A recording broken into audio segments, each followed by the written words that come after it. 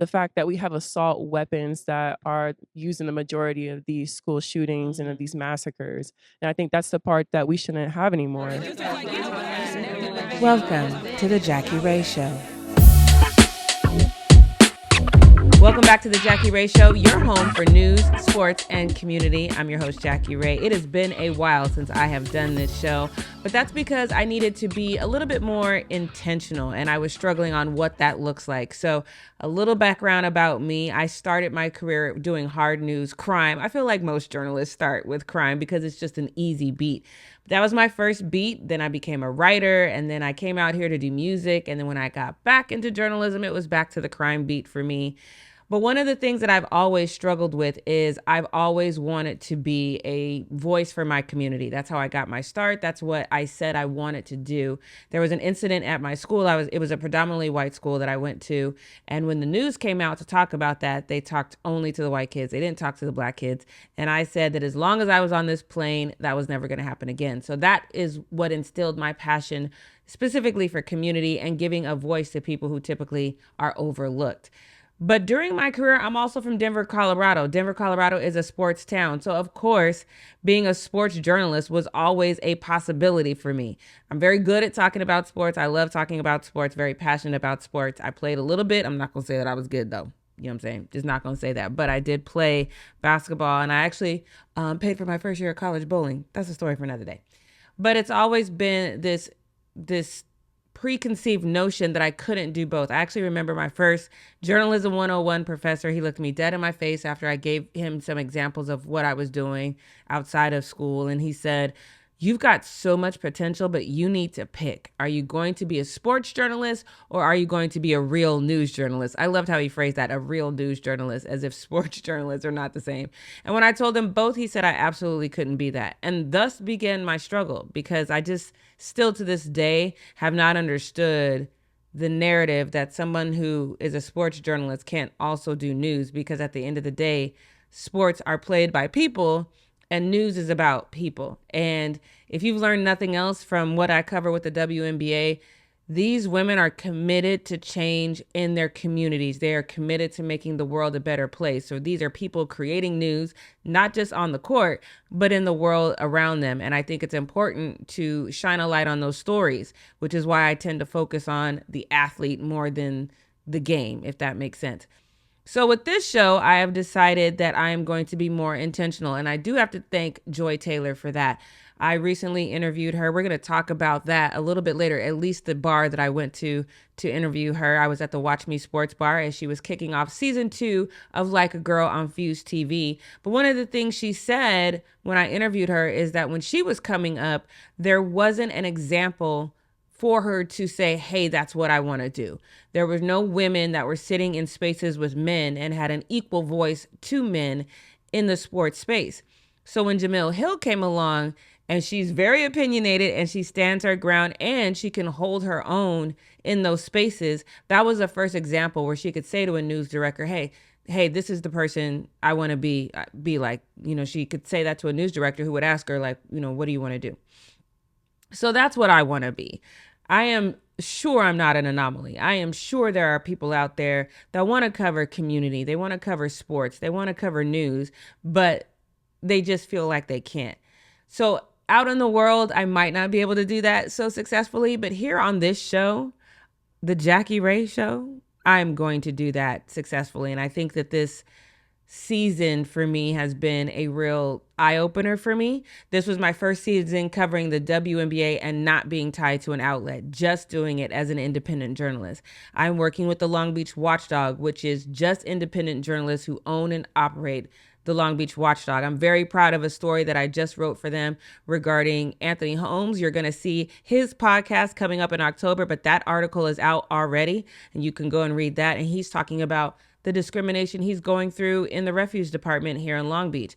These are stories that I want to tell. I also want to talk about sports, community. If you've got things going on in your community that you are building and making the community a better place, I want to talk about that too. And I'm going to do that all right here on the Jackie Rae Show. So stay tuned. And I hope that if you are out there, I can be an inspiration to you so you no longer have to say, there's nobody that I can look to because I hope you look to me, and I hope I continue to be a positive example for you. And with that, I'm going to seamlessly, it feels like, get into my first guest. Now, Olivia Nelson-Ododa, she's been on the show before. She was one of the first guests I had when I created the Jackie Rae Show, and I'm so excited to speak to her again. She came to LA just before the playoffs. So the playoffs are underway right now. The Connecticut Sun beat the Fever on Monday. I guarantee they will beat them on Wednesday to advance to the next round.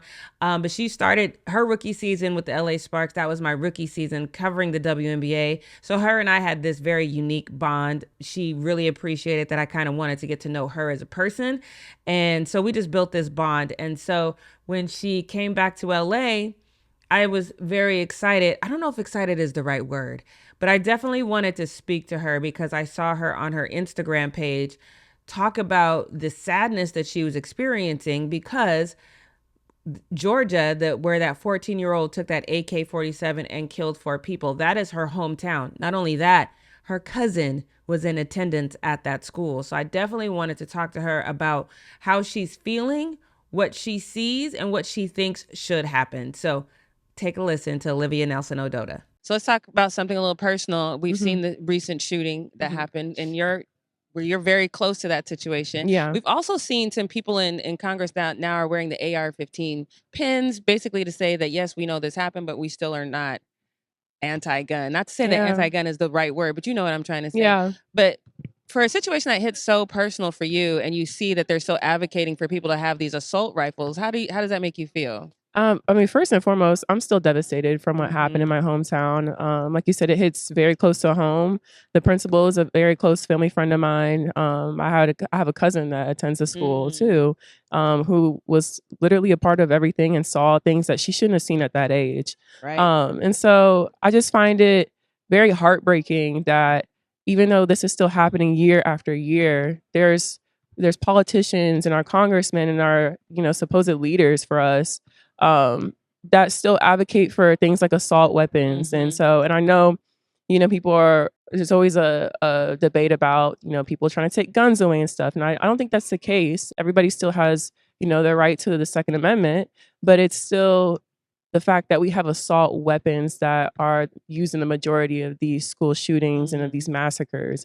And I think that's the part that we shouldn't have anymore. Right. I mean, I think those weapons should not be allowed for a normal civilian to have, and especially a 14-year-old. There's no reason why a 14-year-old should have that or be capable to have a gun like that in their hands. It's just unacceptable. And so to see politicians still kind of be in support of that, it's like I said, it's heartbreaking. Right. It's horrible to see, and it's gut-wrenching, especially when it happens to your community and people that are just so close to you. Do you think that maybe that's the disconnect? Because I'm from Colorado, so I remember Columbine very vividly. And so you have this experience now. Do you think that that's the disconnect, that they're just not, it hasn't happened to anyone that they know? Absolutely. I mean, because even though I support legislation that, supports young kids in school and protecting the youth from gun violence and protecting people from things like that, you would never think it happens to your community until it does. Right. And so when it actually happens to you and you're actually personally affected by it, I feel like that's when people want change for things. Until then, I mean, the majority of our representatives haven't had anything like that hit close to home. Unfortunately, I mean, not unfortunately, I'm saying, but I know what you mean. Yeah, just like it's devastating. And it's hard to think about. It's hard to wrap your head around with things like that. And you like I said, you never wish that this would happen on anybody, but I wish that those representatives would have some type of sympathy and feel some type of empathy for those communities and, figure out some type of legislature that could help people, things like that. Now, obviously, there's that whole narrative about, hey, you're an athlete, you shouldn't be talking about this. That's a very interesting point to me because I'm like, politics are supposed to affect people. Right. And we're people. Right. At the end of the day, we go home at the end of the day after we finish our job. Right. I mean, yeah. So I completely disagree with that. We're people. We're human. Things like this affect us. Right. As soon as we step off the court. And so I think that's not fair to just limit somebody to you're just an athlete. You shouldn't speak up about things like this. Yeah. That doesn't make sense. Right. Like that's completely shutting down somebody's voice, and that's that's exactly the opposite of what this country's supposed to stand for. Exactly. So yeah, that's whenever I hear things like that, it's so frustrating because people always try and limit athletes to just, oh, you should just, what is You it, just stick do to this one dribbling, thing. right? Yep. Yeah, shut up and dribble. Yep. So I hate hearing things like that. Yeah. But how are you taking care of yourself mentally? Because like Yeah. you said, to know that your cousin was there, that kind of gave me goosebumps, because that's a fear that I know you had immediately. Oh yeah. So how are you taking care of yourself mentally? Yeah, I mean, just checking in with the people at home, supporting them the best that they can. And then, I have my parents too that have been supporting me with things. And, my own community of friends and people that I know back home, we're all just checking in on one another, kind of seeing how people are holding up. And then also just, I think, talking about it. I feel like with things like this, the level of grief that you can experience, the level of sadness just comes in waves. So at times when I'm on the court, I'm the happiest when I'm here. But then other times when I'm thinking about it and stuff, it just, comes in waves of sadness and things like that. And it's just about navigating those things and kind of figuring out other things and other people you can be around to help you kind of feel those things and get through that. I'm very proud of Olivia and who she's becoming. I love seeing her in the playoffs. In that conversation, I think the first thing that was resonating in my mind when she was talking and basically talking about what she's going through, what her family members are going through, is there are people in positions of power that can help but won't help. And I'm sure you probably picked that up. But I didn't want to come on here and say, oh, they should help, but they can't help, without mentioning some things that they have done. So I'm just going to read this to you because in 2023, Representative Lucy McBeth from Georgia, Debbie Wasserman Schultz from Florida, and Jonah Hayes from Connecticut, along with Senator Michael Bennet from my hometown or my home state of Colorado, they introduced a bill called the Shooting Safety and Preparedness Act for the 118th Congress. This legislation would allow the public and policymakers to gain a complete and accurate picture of gun violence in and around school campuses. So what exactly does that do to prevent gun violence? Well, allow me to present you the bullet points, okay? So number one, define mass shootings and school shooting for the first time in federal law. Directs the Department of Education in consultation with the Departments of Justice and Health and Human Services to report annually on indicators of school safety for each school shooting that occurs. Data includes statistics on school shootings, such as the number of shootings, the number of people killed, demographics of shooters and victims, the motivation of shooters, types of firearms and ammunition used, how the firearm was acquired, and more. And finally, it directs the Department of Education to collect the safety and prevention protocols in place at school at the time of the shooting, such as information on the building design, communication, and response plans. So how will this act prevent school shootings? It really sounds to me like this act is going to give our elected officials a more informed voice when they send thoughts and prayers. It means absolutely nothing. And I've had this argument countless times. People say, well, what about our Second Amendment rights? I am a person who is an advocate of gun ownership.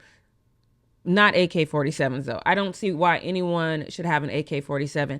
With that, I also understand that when the Second Amendment was created, it took an average of 30 seconds to load a weapon.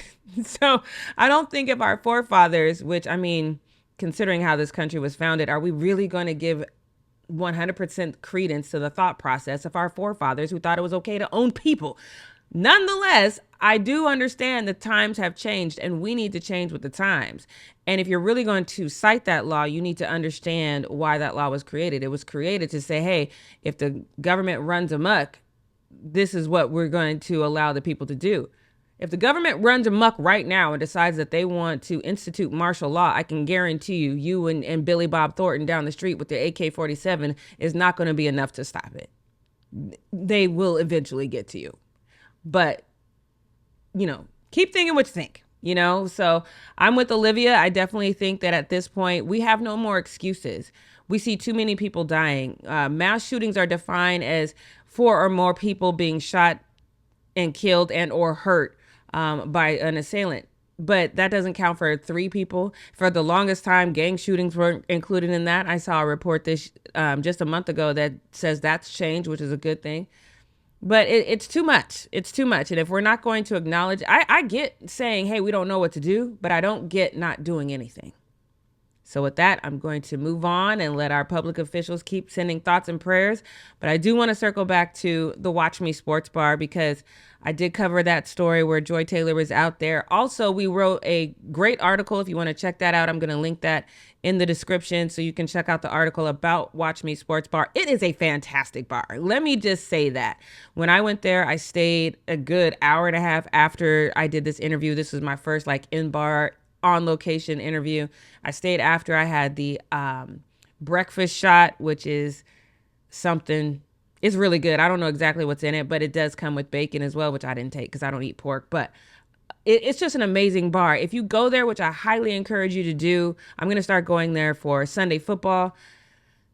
Go with a friend or plan to get a to-go box, because the portions are so big and the food is delicious. But I wanted to get to know the owner, Jackie. We have the same name, but she goes by Jax, just Jax. And I love that. I wanted to get to know her because owning a bar is very difficult. Opening any kind of restaurant in Long Beach is very, very difficult. So I wanted to find out her process, how it's been, and where she got her inspiration. So I introduce you to Jax. We are on location, so if you hear things in the background, this is my first time doing on location in a very special sports bar here in Long Beach.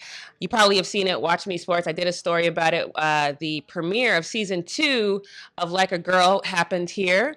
But now I just want to get to know Jax and how this whole thing came about. Being a business owner is always hard. Being a bar owner is something entirely different. So thank you so much for joining me on the show. Tell me a little bit about your background. Where are you from originally? Well, first, thank you so much for having me. This is so cool. I met you at the Fuse Like a Girl premiere, and then I was like, hey, we're doing this again. So thanks again for coming back. My pleasure. And the question was, where did this all come from? Where are you from originally? Where am I from? I'm from the LA area. Okay. Yeah, my mom is actually still in the same home that I grew up in, and up in Ladera Heights area. And then I came to Long Beach about 16 years ago, and I just love it here. I love the culture. It's just so pretty down here, and the vibe, the energy, just everything. And so, I just came down here when I met my soon-to-be wife, and just made this my home forever. Okay, so you came down here when you met your soon-to-be wife. How did you meet her? So we met through friends of friends. I was in one of my single periods in life, and I was hanging out with some other friends who were a couple, and they would bring me down to Long Beach. And so I met this new group of friends, and one thing led to another, and, here we are. I love it. Yeah. I've been here. This is my 3rd year in Long Beach. Long Beach, like you said, is a different vibe. This is home for me. I've lived in, I tell this all the time, almost every city in SoCal. This is the first time I've really felt like I'm at home and I found like my tribe. And so I love it down here. So I definitely get it. So, okay. So when you moved down here, what were you doing professionally? Oh gosh, back then I was working with 1K Studios, which was a DVD design studio. That's when DVDs were the thing. And so they had these, it was a graphics company basically, and they did the design of the menu so that you could flip through the DVD screens and pick, whichever frame you wanted to watch and all that. And so I was a project manager back then at 1K Studios, and I was driving after I moved down here, driving from Long Beach to Burbank. Ooh, that was brutal. And yes. One time Halloween took me 2 hours to get home. I'm like, this is not really working out.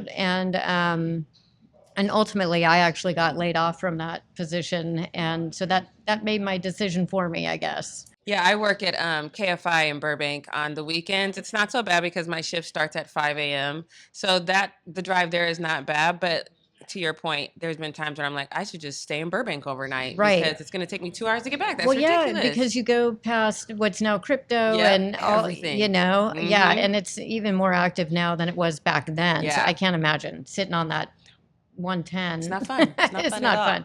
So, okay, obviously that technology has come a long way. So that, like you said, the layoff was bound to happen. So when did you first have the idea, you know what, not only do I want to be a business owner, but I want to own a sports bra? Well, sports bra. I don't have any of those anymore, but but yeah, I have this entrepreneurial spirit in me. So this is actually my third business. Okay. Yeah. It's my first to this grand scale. And clearly the other two didn't work out. But third time's a charm. And so I think I've just always had that thing in me where I just kind of want to have my own creativity to be able to flourish. And I want to be able to make certain decisions without feeling stifled. And all of that kind of propelled me, I think, and moved me forward. In addition to all of my other life experiences and careers, I've been all over the place. I've been in childcare, I've been in marketing and advertising and production, and I've just been kind of all over, just trying to find what feeds a soul with that thread of project management running through there. So I knew I could do it. If I know an end goal, I can figure it out, no matter what it is. And I just believe in me enough to know that I could do it. And so that's when my wife, Emmy, said to me one day back in, when was it? Maybe it was so it had been summer of 23, just kind of looked at me and said, maybe now's the time that we do the bar. I just said, are you sure? Because I'm going to run with it. And that's exactly what happened. Off to the races after that, yeah? Yeah. So when you're owning a bar, like everything comes to mind for me as far as like the legalities, like the liquor license, the going through the health department to make sure how is that process, especially here in Long Beach? I've heard horror stories. So everything was new to us. We have never opened a bar, restaurant, or anything like this. So every single step of the way was new. And so it really was about finding the right people to help us. And we were referred to a broker that helped us with the liquor license. And Playa Moore, who was here before us, in part of the deal, they were selling us their liquor license. So it was perfect. Because it's very difficult to get a liquor license. So we used our broker and leaned on him and his knowledge to guide us through what we had to do when. Hugely helpful and worth the spend on that one. And then we, health department and all that. Again, we didn't really know what we were doing. We heard, oh, you want the getting a health inspector in here sooner than later so they can tell you what you need to fix. And then someone else is saying, no, don't do that. So we had no idea really what we were doing. And someone could create a business. We were in the middle of it going, we should create a business right now of the how-tos, like a step-by-step and where you go and what you do when in this process, because we couldn't find anything out there that existed like that. That was like, that would really make it easy for a new business owner of a bar restaurant, like how to do all the things. Yes, we're hearing all the words, but we're not really getting, and our mentor has been greatly helpful in telling us, okay, you really need to do this, this, and this.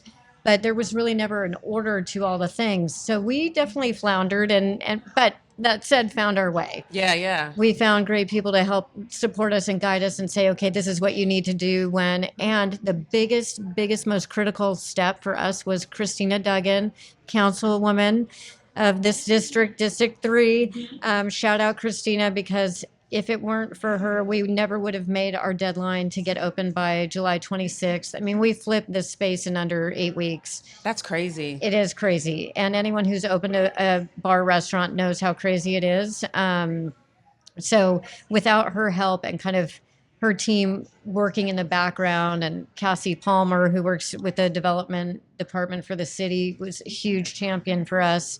If we didn't have them, we probably wouldn't have made it. That's so great to hear. Because that's what our council members are for, right? To really help us make the community better. So it's good to hear that they were there for you. So council members in other districts, take heed. Because that's great to hear. And I totally agree with you. I know Caitlin Antonio, she's our food writer. Oh, yeah. She would probably love to help you start that business to help other people, because that's been one of her things that she's experienced talking to people in Long Beach, that it's not necessarily that the steps aren't there. It's just like, you don't even know what the first step is sometimes. Right. You don't. And it's like, you just have to trust yourself that it's one foot in front of the other, literally. I mean, I don't know how many times Emmy and I looked at each other and said that, you just like, we don't know what we're going into next. And probably if we thought about it too much, we wouldn't be here today.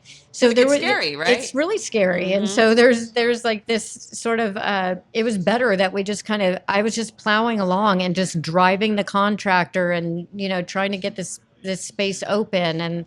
And then we hit the grand opening, which was amazing and one of the coolest moments of my life. And then all of a sudden the Olympics were on, and we were in here the next morning at the crack of dawn, and we were open with, a packed house. And so then perfect timing. Well, it was by design. Yeah. It was, when we started the business in September of 23, this was the date I circled on the calendar to open. If we could do it by then, and how many people told me it's not going to happen, and how many people did I say, watch me, and proved our name. Is that where the name came from? That's exactly the inspiration of how many times in life are people doubting you, and you can just kind of go, okay. And in your head, you're saying, watch me. I'll show you. I'm going to prove you wrong. I'm going to make it happen. That's such a message. I think so many people need to hear that right now. I always run across people who have these great ideas, but there's that one person, usually a family member, that's like, especially, and I know like my mom, when I wanted to be a journalist, she was like, no, you should be an attorney. And because I'm really good at arguing. And so she's probably right about that. But I know for her, it wasn't necessarily, I want to hold you back from your dreams. It was, I want to make sure you're safe financially. Yeah. So I think they mean that's well. Totally fair. Mm-hmm. Yep. But it's still a dream and you have to try, right? It is. And if you don't try, you're never going to know. And this was something for decades in the back of my mind, that I wanted to open this space where everybody could come watch what they wanted to in terms of sports. It wasn't about women's sports back then, because we weren't even on TV back then. Right. I used to go to those Sparks games and come home so excited because we just had this big win, and turn on the news and there's not one mention that there was even a game. So we've definitely changed and advanced over the years, but I just always wanted to create this space that led everyone to know that they could come here and feel comfortable watching sports. And now that women's sports has gotten so big, and Jenny opened the sports bra up in Portland, and I glommed onto her and tried to understand what she was doing up there, I just thought that brilliance is something I have to do too. That's exactly, the time is right and the time is now. So I'm just going. I want to thank Jax and Olivia Nelson-Ododa for being on this revamp of the Jackie Rae Show. And I want to thank you for tuning in. I really appreciate you guys that have stuck with me for so long as I continue to work through the process of being my authentic self on this show. It is a passion of mine. And again, please, if you have a dream, no matter what it is, please don't let anyone steal that from you. If it is in you, you are divinely made. And if there's not a market for it, it's because we don't know about it. So just create that market. You can do it. I have faith in you. Feel free to reach out if you need words of encouragement. Once again, thank you guys so much for joining. I'm going to put the links to the Long Beach Watchdog. Please go subscribe to that. Also, if you're listening to this on iHeartRadio, Spotify, Apple Podcasts, wherever you listen to your podcast, or if you're watching this on YouTube, please do me a favor, hit subscribe and hit the share button at least once. It helps so much. I can't even tell you. I appreciate all you guys for joining me in this journey and staying with me. And don't forget, life is short, so make it good. We'll see you next time.